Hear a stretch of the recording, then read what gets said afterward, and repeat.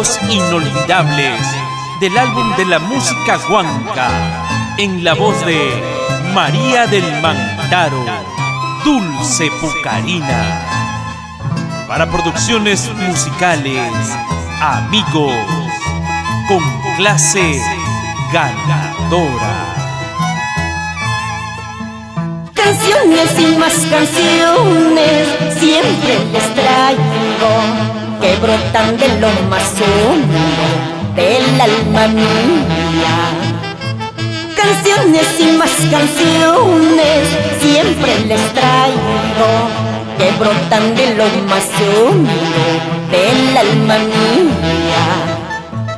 Es un mensaje muy tierno, mi último canto de esta vida muy latente de mi existencia, porque presiento que pronto llega la hora, aquel dulce sueño eterno para mi vida.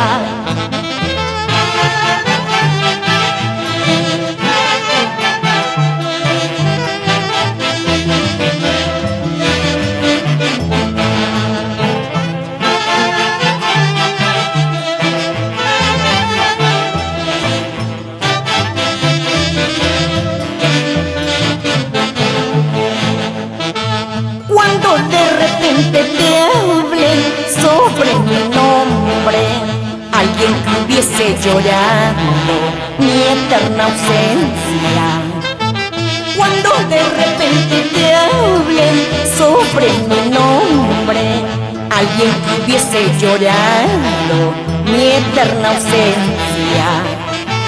¿De qué valdría que lloren, que sufran tanto, cuando las lindas canciones se han consumado?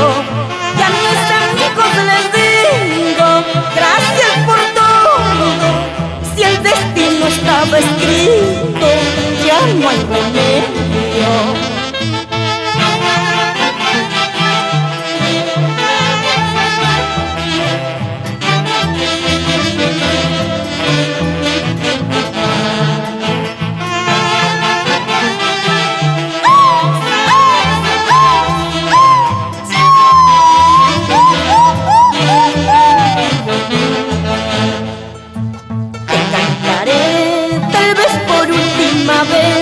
Las lindas canciones de mi tierra huanca, para el tambo, también para Chilca, a la calle real, también a Pucara.